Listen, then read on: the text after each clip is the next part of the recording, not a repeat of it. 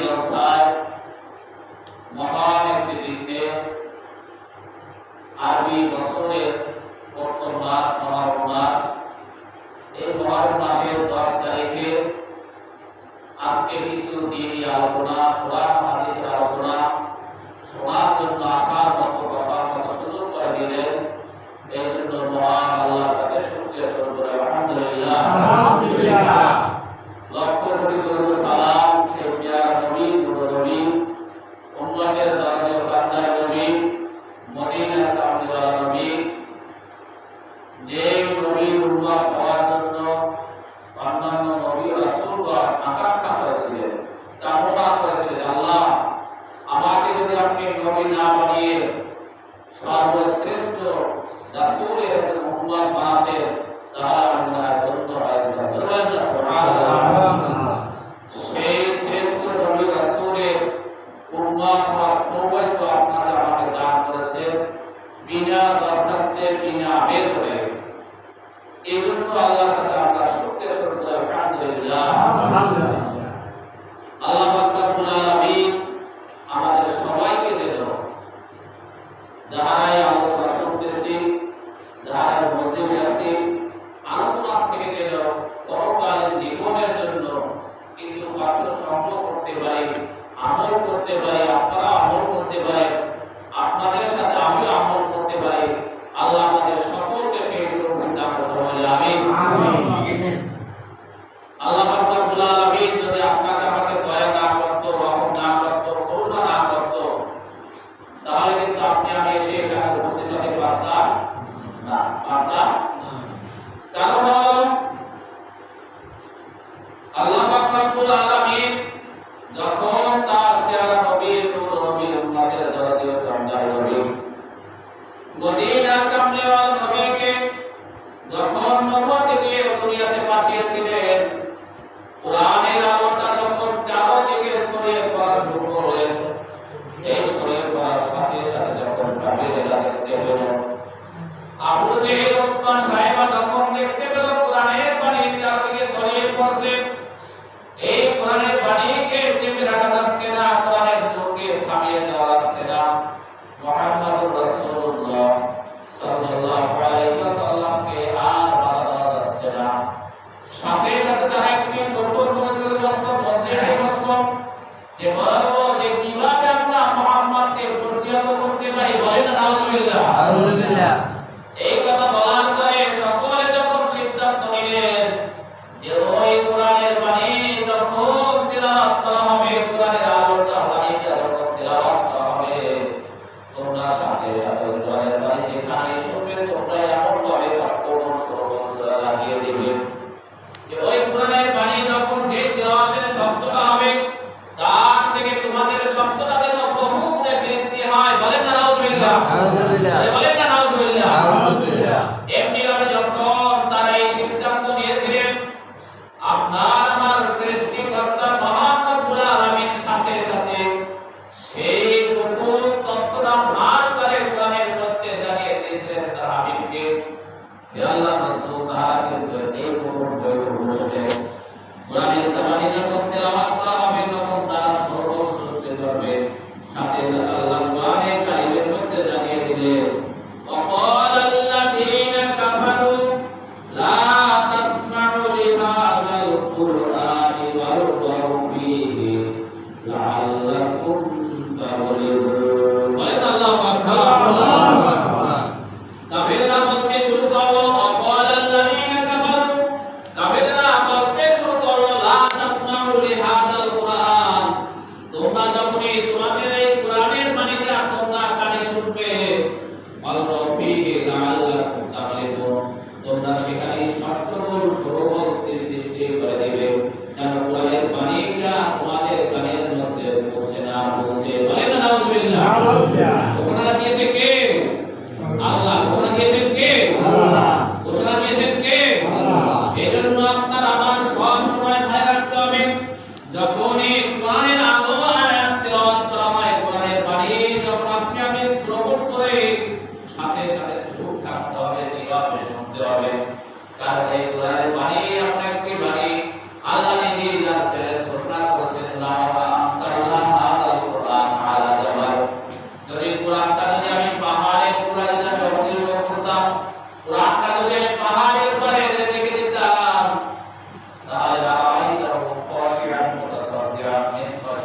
না। কোরআনে এমন একটা ভাগ রয়েছে যে ভাগের কারণে বানাটা একেবারে পরিষ্কার হয়ে গেল। সুবহানাল্লাহ। সেই কোরআনের বাণীটা কিন্তু দেখেন অবুঝ শিশু সে তেলাওয়াত করে প্রথম থেকে শেষ পর্যন্ত তার সিনার মধ্যে ধরে রাখে। বলেন আল্লাহু আকবার। সেই কোরআনের বাণীটা আপনি যতই তেলাওয়াত করবেন ততই আপনার কাছে মধুর লাগবে। সেই কোরআনের বাণীটা যখন সেই নামাজের মধ্যে আপনার সূরা ফাতিহা দৈনিক ৫ ওয়াক্ত নামাজে প্রত্যেক রাকাতে তেলাওয়াত করে কারো কাছে কোরআন আসতেছে না, কোনো আচরণ আসতেছে না, মানে যায় যখন কোরআনের বাণী সুন্দর করে তেলাওয়াত করা হয় মনে হচ্ছে যেন আসমান থেকে মধুর বাণী ঝরতেছে। বলেন আল্লাহু আকবার। আল্লাহু আকবার। এজন্য আমরা যারাই এখনো রাস্তাঘাটে এদিক সেদিক ঘোরাফেরা করতেছি পরকালীন জীবনের জন্য কিছু স্বপ্ন পাথেয় করার জন্য কারো মা বাবা কারো দাদা দাদি আত্মীয় স্বজন আজকে ওই অন্ধকার কবরের মধ্যে শুয়ে আছে, শুধু আমার দিকে তাকিয়ে আছে, আপনার দিকে তাকিয়ে আছে। আর তারা আবদার করতেছে, আবেদন করতেছে, নিবেদন করতেছে, যাও যাও ভাই, যাও যাও আমার ওখানে গিয়ে একটু কোরআনের আয়াত শ্রবণ করো। আয়াত শ্রবণ করার পরে আমাদের জন্য একটু দোয়া করো, কারণ এই পথে কিন্তু তুমি একদিন প্রতি ভয়ে অন্ধকার কবরের মধ্যে শুয়ে যাবে। যে অন্ধকার, যে মৃত্যুর জন্য আল্লাহ রাসূল নিজেও পানা চেতেন মৃত্যুর যন্ত্রণা থেকে, যে মৃত্যুর থেকে কোনো নবী রাসূল কিন্তু আজকে মাপ পায় নাই, তারাও কিন্তু ওই মাটির নিচে আজকে শুয়ে আছে। তোমরাও কিন্তু কোনদিন এই মৃত্যুর থেকে রেহাই পাবে না। তোমরা সেখানে কেউ দিনে মজলিসে যদি তুমি একটু বসো, বসার পরে যদি আমাদের জন্য একটু দোয়া করো, এটাই হবে তোমাদের কাছে আমার জন্য চাওয়া পাওয়া। বলেন আমিন। আমিন।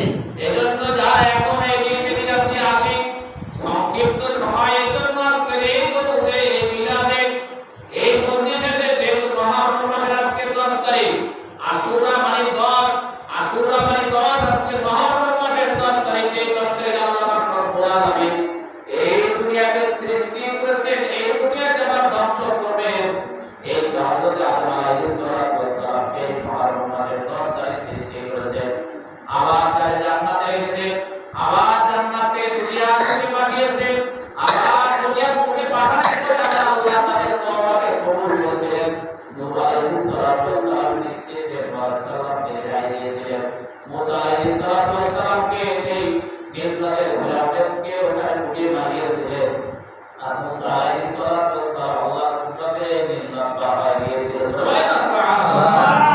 শুধু তাই নয়, হযরত ইউসুফ আলাইহিস সালাতু ওয়াস সালামকে যে আমার পূর্বের যে বক্তা বলে গিয়েছিলেন যে তাকে ওই নমরুদের দাঁড়িয়ে অগ্নির মধ্যে ফেলে দেওয়া হয়েছিল, যখন সে আগুনের মধ্যে যখন আল্লাহ রাব্বুল আলামিন বলেছিলেন কুলনা ইয়া নারু কুনি বারদান ওয়া সালামুন আলা ইব্রাহিম, আল্লাহ ওই মুসা আলাইহিস সালাতু ওয়াস সালামকে নির্দেশ অর্থাৎ ওই নমরুদ হযরত ইব্রাহিম আলাইহিস সালাতু ওয়াস সালামকে যখন আগুনের মধ্যে ফেলা হয়েছিল, আল্লাহ আগুনকে নির্দেশ দিয়েছেন, আগুন তুমি ইব্রাহিমের জন্য একটা শীতল হয়ে যাবে, ইব্রাহিম প্রধান ওই আগুন দিয়ে তোমার সাথে খেলাধুলা করতে পারে। বলেন আল্লাহু আকবার।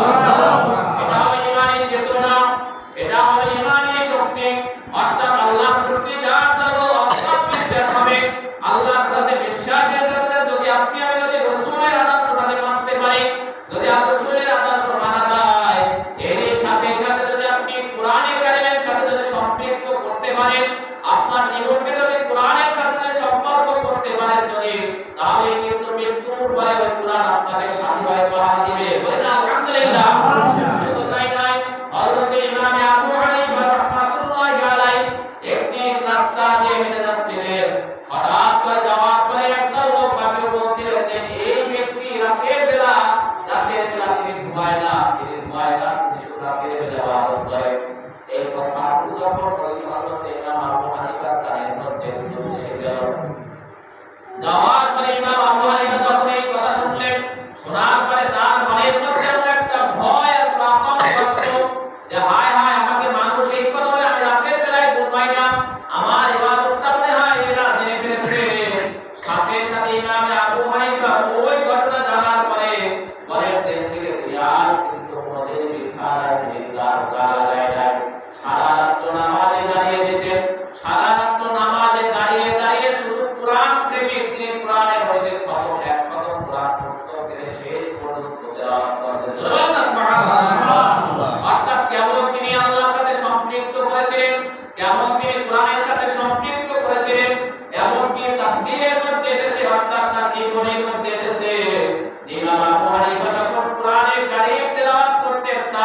দেবে পানির মতো। এমনকি সূরাতুল জিলজাল যখন তিনি তেলাওয়াত করতেন, অর্থাৎ সূরাতুল জিলজাল মানে দুনিয়াটা প্রকম্পিত হবে, কিয়ামত সংঘটিত হবে। আখরাজাতিল আরদু আসকালাহা, কিয়ামতের দিন ওই মাটির ভিতরে যা কিছু আছে, আপনি আমি যারা এই মাটির গর্ভে চলে যাব, ওই মাটির গর্ভের থেকে আমাদের সব কিছু বের করে দিবে। কি বলেছেন আল্লাহ? কি বলেছেন আল্লাহ? সূরাতুল জিলজালের মধ্যে আল্লাহ নিজেই বলেছেন, ইযা যুলজিলাতিল আরদু জিলজালাহা ওয়া আখরাজাতিল আরদু আসকালাহা ওয়া ক্বালাল ইনসানু মা লাহা।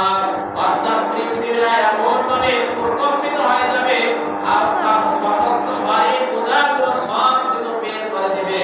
বের করে দেওয়ার পরে মানুষ সেখানে যখন কিয়ামতের দিন মাঠে উঠে যাবে, উঠে যাওয়ার পরে তখন মানুষ বলবে, ওয়াক্বালাল ইনসানু মা লাহা, আজকের এই পৃথিবী কি হলো, কি হলো, কেন এটা কাঁপতেছে, কেন আমাদেরকে বের করে দিচ্ছে, কেন আমরা আজকে দাঁড়াতে পারছি না শুধু কাঁপতে কাঁপতে।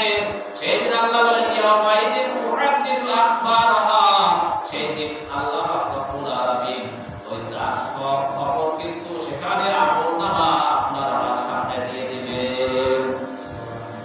এজন্যই আমি আপনাদের সকলকে বলবো, সকলের কাছে অনুরোধ থাকবে, কারণ হলো কাল কঠিন কিয়ামতের দিবস আল্লাহ রাসূল বলেছেন সাহাবীদেরকে লক্ষ্য করে, তোমরা কি জানো আমার উম্মতের মধ্যে সবচেয়ে অসহায় ব্যক্তিকে কিতাবাকা বলতে আল্লাহ নিজে সূরা বনী ইসরাঈলের মধ্যে কোরআনে এসেছে, একটা কিতাবাকা বান্দা তুমি তোমার আমলটা করো, অর্থাৎ তোমার আমলটা করার পরে কাফা বিনাফসিকা, অর্থাৎ তুমি এখন নিজেই যথেষ্ট আলাইকা ইয়া হাসিবা, তুমি তোমার আমলটা করে তুমি দেখো তুমি আজকে জান্নাতে যাও না জাহান্নামে যাও, তোমার ফয়সালা আমি তোমার কাছে দিয়ে দিলাম, তোমার ফয়সালা অনুযায়ী তুমি সিদ্ধান্ত নিয়ে নাও, তুমি জান্নাতে না জাহান্নামে।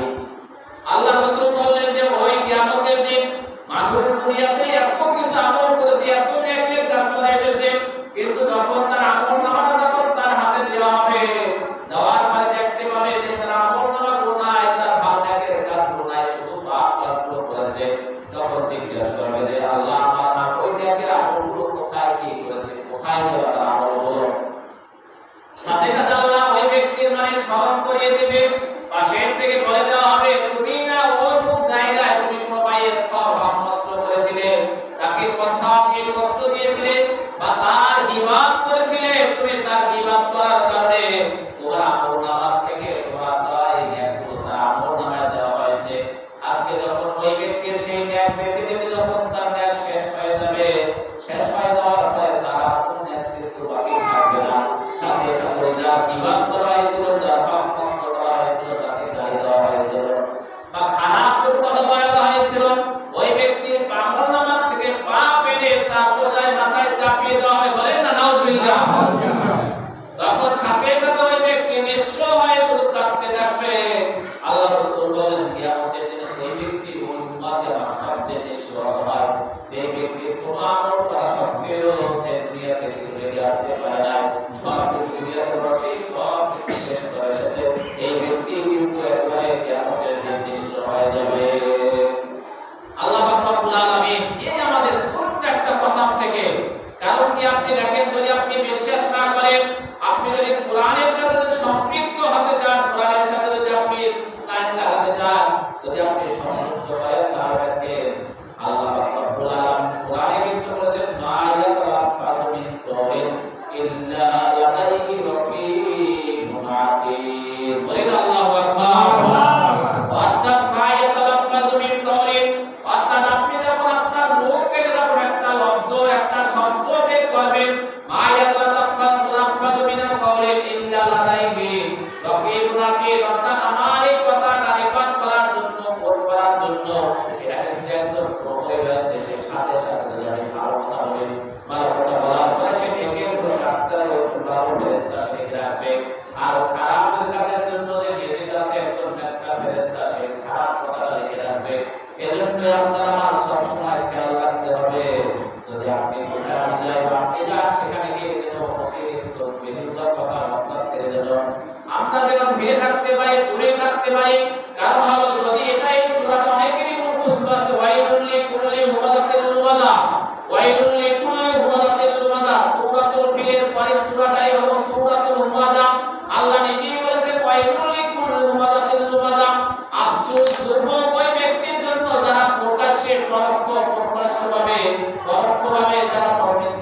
প্রতিবাদ করে তাদের মতো আশ্রত হওয়া ব্যক্তি আর কেউ নাই, তাদের মতো হতভাগা ব্যক্তি কেউ নাই, যাতে আমরা এই জগতে কিয়ামতের মৃত্যুর পূর্ব পর্যন্ত যেন আমাদের কথাকে কম করে, কারো সমালোচনা কম করে, কিংবা কম করে যেন আমরা যদি সেটাকে যদি আমল করতে পারি, কিয়ামতের দিন কিন্তু আপনার আমার আমলটাকে দুনিয়াকে আল্লাহ তাআলা হয়ে যাবে।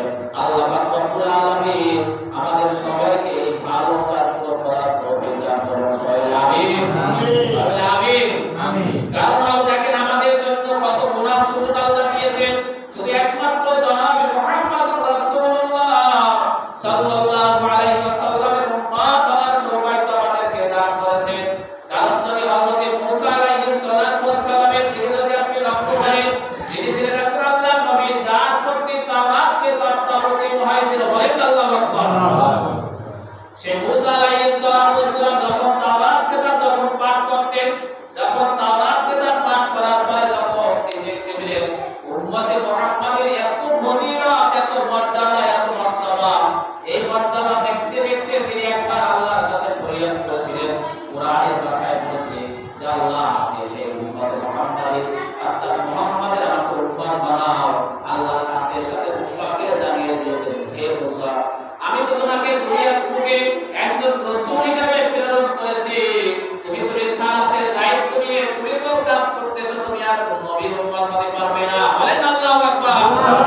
তোমার কোনো সাধ্য নাই, তুমি হলো নবী, তুমি হলো তাবলীগের কাজ করতেছো, তুমি আমার একজন নবী, তোমাকে আর ওই নবীর উম্মত বানানোর কোনো সুযোগ নাই।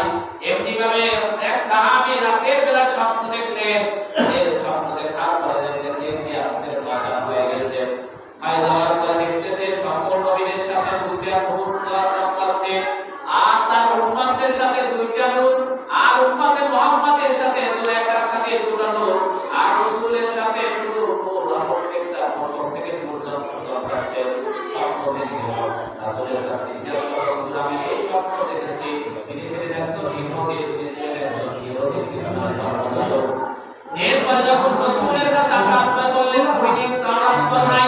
যে তাওরাতের মধ্যে উম্মতে মুহাম্মাদের এত ফজিলত দেওয়া হয়েছে যে প্রত্যেক নবী কিয়ামতের দিন দুটো নূর দেওয়া হবে, আর ওই নবীদের সাথে তাদেরকে যারা সাদৃশ্য করে ওই নবীদের উম্মতদের উপর শ্রেষ্ঠত্ব মর্যাদা দেওয়ার জন্য উম্মতে মুহাম্মাদকে দুটো নূর দেওয়া হয়েছে। জোরে বলেন না সুবহানাল্লাহ। শুধু তাই নয়, এর সাথে সাথে এই উম্মতে মুহাম্মাদের জন্য আল্লাহ পাক রব্বুল আলামিন আরো নূর দিয়েছেন। যে কোরআনের দিকে যদি আমরা লক্ষ্য করি, যে সীমাহুম ফি উজুহিহিম মিন আসারিস সুজুদ, বলেন আল্লাহু আকবার। অর্থাৎ কিয়ামতের দিন কোরআনের ভাষায় যখন আপনি সিজদা দিতেছেন, আপনাদের সিজদাগুলো করতেছে, এই সিজদার স্থানগুলো নূর আমাদের সীমাহুম ফি উজুহিহিম মিন আসারিস সুজুদ। কিয়ামতের দিন সিজদার স্থানগুলো শুধু সকালে থাকবে, নূর জ্বলতে থাকবে, ওই নূরের সাহায্যে ফুসিলাত করা হয়, সে জান্নাতে চলে যাবে। বলেন আলহামদুলিল্লাহ, বলেন আলহামদুলিল্লাহ। আমরা সেই নূরের দিকে হতে চাই কি চাই না? চাই কি চাই না? আল্লাহ পাক রব্বুল আলামিন আমাদেরকে এই খুঁটিনাটি অর্থাৎ আলোচনা তো আজকে মুহররমের 10 তারিখ, কারবালার ঘটনা তো আমরা অনেকেই জানি, বিশেষ করে আমরা বই পড়ে কি অর্জন করি তার থেকে এই যে আমার বাবা, আমার চাচারা আছে, মুরব্বীরা আছে, আমাদের থেকে কিন্তু আপনারা কারবালার ঘটনা অনেক বেশি জানেন। কারণ আপনারা তো সেই বিশ্বাস চিন্তা করেছে, সে আগে যাত্রা বলা হতো, এর থেকে অনেক কিছু জেনেছে। কিন্তু আসলে কারবালার ঘটনা জানা এই নয়, আজকের আসনা উদ্যাপন করা মানে এই নয় যে আজকে আমার জীবনের জন্য এখান থেকে যেন সংক্ষেপে কিছু হলেও যেন আমার আমলটা পরিবর্তন হয়ে যায়, কিছু আমি যেন লাভ করতে পারি, কিছু যেন আমি পথে অর্জন করতে পারি।